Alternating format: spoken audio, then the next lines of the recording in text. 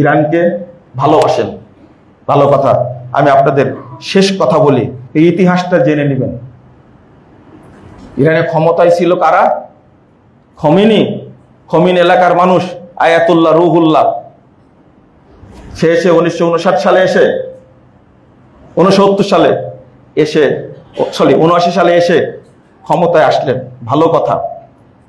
কিন্তু ইরাকের পারমাণবিক কর্মসূচিকে ধ্বংস করলো কে? 1980 সালে 30 সেপ্টেম্বর হামলা করেছিল ইরানি প্রথম ইরাককে ধ্বংস করেছে ইসরায়েলের মাধ্যমে। 81 সালের 12 মার্চ হামলা করে পুরো কর্মসূচিকে ধ্বংস করে দিল। এই 1 বছরের মধ্যে ইরাকের সমস্ত কর্মসূচি হাতে দিয়েছে এই ইরান, তুলে দিয়েছিল ইসরায়েলের হাতে। যখন ফিলিস্তিনে আসন গেড়ে বসলো, ইরান একটা প্রতিষ্ঠিত পারস্য যার নাম ছিল, তার সবকিছু ছিল, তো সেই সময় এই ইরান ইসরায়েলকে সহযোগিতা দিয়ে ইরানে তাদেরকে বসার সুযোগ করে দিয়েছে। আজকে বাগদাদ ধ্বংস করেছে, আফগানিস্তান ধ্বংস করেছে, ইয়ামান ধ্বংস করেছে, সিরিয়া ধ্বংস করেছে। কার মাধ্যমে? এই ইসরায়েলের মাধ্যমে ধ্বংস করেছে, ইরানের সহযোগিতায়। ইরানই ধ্বংস করেছে। ইসরায়েল এখন স্বাধীন হয়ে গেছে। এরা এখন যাকে দিয়ে সবকিছু করাইছে, বাগদাদের কোনো শক্তি নাই, আফগানিস্তানের কোনো শক্তি নাই, এখন ইয়ামানের কোনো শক্তি নাই। এখন আপনার চলে যান আব্বাসীয় খেলাফত ধ্বংসের ইতিহাস দেখেন, এই শিয়াদের কারণেই ধ্বংস হয়েছে। তারপরে আপনার ফাতিমীয় খেলাফত ধ্বংস হয়েছে, উসমানীয় খেলাফত ধ্বংস হয়েছে। সবগুলোর পিছনে আছে এই ইরানের শিয়ারা। এদিকে না নাই বললাম, কিন্তু আপনার মা আয়েশা রাদিয়াল্লাহু আনহাকে তারা এখনো বলে যে জেনাকারিনী মহিলা। আপনার একটু কষ্ট হয় না? তার রাসূল সাল্লাল্লাহু আলাইহি ওয়াসাল্লামের সকল স্ত্রীকে তাদের উপর অপবাদ দেয়, এখনো স্লোগান দেয় আয়েশা ফিন্নার, আয়েশা ফিন্নার, আয়েশা ফিন্নার। নাউযুবিল্লাহ, আস্তাগফিরুল্লাহ। ইরানের গুরু সে আলীর নামে যুদ্ধ শুরু করেছে। এই যুদ্ধে জয়লাভ করার কোনো সম্ভাবনা আছে? যদি আপনি এটা বলেন যে মুজাফফরের ভুল ধরলো কেন? 1.5 কোটি মানুষকে ইরান হত্যা করে, সুন্নিদেরকে। আপনি কোথায় যাবেন? সব দেশ ধ্বংস করেছে ইরান। আপনি ইতিহাস ভুলে গেলে আমি মনে করি আপনি একটা মুনাফিক। ইয়ামানের যে অবস্থাটা তৈরি করেছে, ইয়ামান আর সৌদি আরব কাছাকাছি না? রুকনে ইয়ামানির ইতিহাস বুঝেন তো? আল্লাহ রাসূল সাল্লাল্লাহু আলাইহি সাল্লাম রুকনে ইয়ামানি বললেন কেন? কাবার সাথে ইয়ামানকে সম্পৃক্ত করেছেন, এবং রাসূল সাল্লাল্লাহু আলাইহি সাল্লাম সবচেয়ে বেশি দোয়া করেছেন ইয়ামানের জন্য এবং সিরিয়ার জন্য। আর এই দুইটা দেশ দখল করার জন্য ইরান সবচেয়ে বেশি কষ্ট করেছে। আমি বলেছি যে যাই বলুন, জেনে বলার চেষ্টা করুন। আজকে আপনারা বাংলাদেশ থেকে আবেদন জানাচ্ছেন, ওই যে একটা ইউটিউবার আছে, চ্যানেল আছে, কি নাম ওর নাম? সাগর। ওর জন্য সাগর, ফেরাউনের সাগর অপেক্ষা করছে। বলছে যে মক্কা এবং মদিনাকে সৌদি আরব থেকে মুক্ত করতে হবে। এই পরিকল্পনা কার? এটা শিয়াদের পরিকল্পনা না এটা?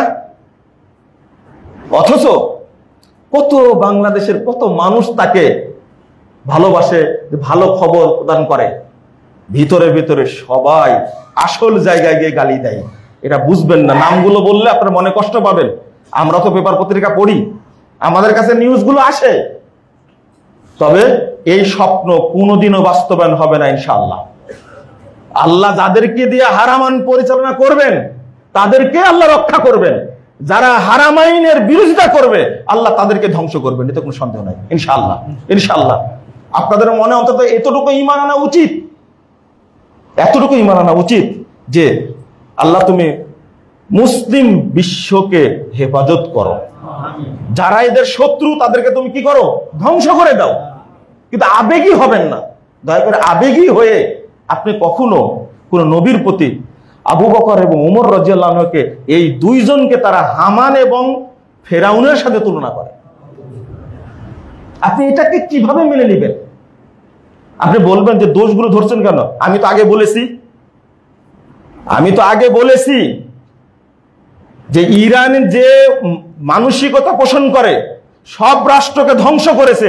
এখন ধ্বংস করার জন্য দুইটা রাষ্ট্র আছে শুধু, একটা হলো সৌদি আরব, 1 নম্বর টার্গেট, আর 2 নম্বর কোনটা? দেখেন এই যুদ্ধে কি অবস্থাটা হয়, আল্লাহই ভালো জানে। তবে দোয়া করি আল্লাহ যেন বিলাদুল হারামাইন, এই হারামাইনের দেশকে যেন আল্লাহ হেফাজত করেন। কোন কৌশলে আগাচ্ছে আল্লাহই ভালো জানে, আপনাকেও দোয়া করে লাগবে। আজকে এবার হজ্জে 16 লক্ষ হাজি প্রায় হজ করেছে, আলহামদুলিল্লাহ। এই হজ্জে গরমে একজন লোক এবার মারা যায়নি, আলহামদুলিল্লাহ আলহামদুলিল্লাহ। গতবার মারা গেছিল কতজন? 1300 হাজি মারা গেছিল, 1300 হাজি। এইটা যদি একটু এগিয়ে যাই, আমরা চাই সৌদি আরব প্রতিনিধিত্ব করুক এবং ফিলিস্তিনকে উদ্ধার করার জন্য সহযোগিতা করুক, আর যারা মুনাফেক আছে আল্লাহ যেন তাদেরকে নিষ্ক্রিয় করে দেন, আমিন। আল্লাহ রাব্বুল আলামিন যেন আমাদের হেফাজত করেন, আমিন। সম্মানিত মুসল্লিবৃন্দ, আপনাদের জন্য একটা মানে কষ্টের খবর, যেটা এই উপমহাদেশের একজন প্রখ্যাত আলেমে দ্বীন শাইখুল হাদিস শেখ আব্দুস সামাদ সালাফি এবং মাদানী, তিনি গত পরশুদিন মারা গেছেন। গতকালকে রাজশাহীতে 3টা তার জানাজা হয়েছে। একটা বড় জানাজা পড়িয়েছেন আমাদের সভাপতি শেখ ডক্টর মসলিউদ্দিন হাফিজাহুল্লাহ। আমি আপনাদের কাছে এই আমার উস্তাদ, শুধু আমার উস্তাদ না, কত হাজার আলেমের উস্তাদ, আল্লাহ যেন তার ত্রুটিগুলো মাফ করে দেন, আল্লাহ যেন তাকে জান্নাতুল ফেরদাউস দান করেন, সেই সাথে আল্লাহ যেন আমাদেরকে কবুল করে নেন, আমিন। আল্লাহ যেন তার খেদমতগুলোকে কবুল করে নেন, আমিন। রাজশাহীতে বিশাল একটা প্রতিষ্ঠান আল মারকাজুল ইসলামিয়া সালাফি, আমি মূলত সেখানকার ছাত্র। এই প্রতিষ্ঠান তিনি তিলে তিলে গড়ে তুলেছেন, এটা আমার চোখে দেখা। এই প্রতিষ্ঠানটা যেন কায়েম থাকে এবং সুন্দরভাবে পরিচালিত হয়, এই দোয়াটা আপনারা করবেন। এই প্রতিষ্ঠানের জন্য তিনি অনেক কিছুই করেছেন, আমি আর বলছি না। আল্লাহ যেন তার খেদমতগুলো কবুল করে নেন। তিনি শত শত মসজিদ তৈরি করেছেন, শত শত ইমামের বাপ, ইতিমের বাপ ছিলেন, মানে এতিম প্রতিপালন করতেন তিনি অনেক। এবং তার মধ্যে একটা জিনিস দেখেছি, ছাত্র কিভাবে গড়ে উঠবে। একটা তার ভাষাটা ছিল, এই বাবুরা তোমরা এত কথা বলছো কেন? এই কথাটা অনেক কানে বাজে। আল্লাহ রাব্বুল আলামিন যেন তাকে জান্নাতুল ফেরদাউস উচ্চ স্থান দান করেন, আমিন। সাথে সাথে আমাদেরকে কবুল করে নেন, আমিন। আল্লাহ রাব্বুল আলামিন যেন মুসলিম উম্মাহকে ঐক্যবদ্ধ হওয়ার সুযোগ করে দেন। আল্লাহ ঐক্যবদ্ধ না করলে কেউ করতে পারবে না। আল্লাহ রাসূলকে আল্লাহ নিজেই বলে দিয়েছেন, আমি যদি আউস খাজরাত মুহাজির আর আনসারদের মধ্যে ঐক্য না তৈরি করে দিতাম, সারা পৃথিবী বিক্রি করে তুমি তাদেরকে দিলে তারা ঐক্যবদ্ধ হতো না। এই জন্য আল্লাহর কাছে বলি, আল্লাহ অমুসলিমদের বিরুদ্ধে, ইহুদিদের বিরুদ্ধে, খ্রিস্টানদের বিরুদ্ধে তুমি মুসলিম উম্মাহকে ঐক্যবদ্ধ করে দাও। আল্লাহ তুমি আকীদা এবং মানহাজের বিজয় দান করো, আমিন। আল্লাহ তুমি সালাফদের আদর্শকে বিজয় দান করো, আমিন।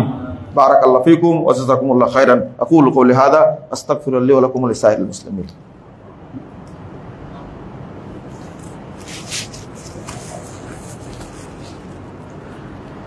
আলহামদুলিল্লাহি ওয়াহদা ওয়াসসালাতু ওয়াসসালামু আলা মান লা নাবিয়্যা বাদা। সম্মানিত মুসল্লিবৃন্দ,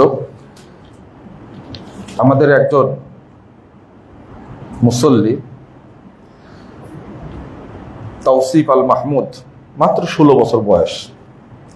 তিনি নদীতে গোসলের সময় ডুবে মারা গেছে। আল্লাহ যেন তাকে শহীদের মর্যাদা দান করেন, আমিন।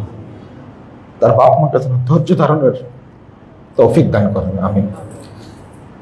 এসএসসি পরীক্ষার্থী ছিল, সেই ছেলে মারা গেছেন।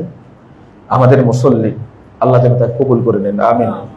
আমাদের মসজিদের উপদেষ্টা জনাব আলতাফ সাহেব ডেঙ্গুতে আক্রান্ত। খুবই কষ্ট করে আমাকে বলছেন যে বাবা আমার জন্য দোয়া করো আর মুসল্লিদেরকে দোয়া করতে বলো।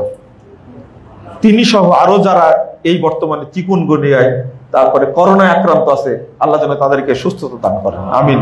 আল্লাহ যেন আমাদের সবাইকে হেফাজত করেন, আল্লাহ যেন আমাদের দেশকে হেফাজত করেন, আমিন ইয়া রাব্বাল আলামিন। আল্লাহুম্মা সাল্লি আলা মুহাম্মাদ ওয়া আলা আলি মুহাম্মাদ কামা সাল্লাইতা আলা ইব্রাহিম ওয়া আলা আলি ইব্রাহিম ইন্নাকা হামিদুম মাজিদ। আল্লাহুম্মা বারিক আলা মুহাম্মাদ ওয়া আলা আলি মুহাম্মাদ কামা বারাকতা আলা ইব্রাহিম ওয়া আলা আলি ইব্রাহিম ইন্নাকা হামিদুম মাজিদ।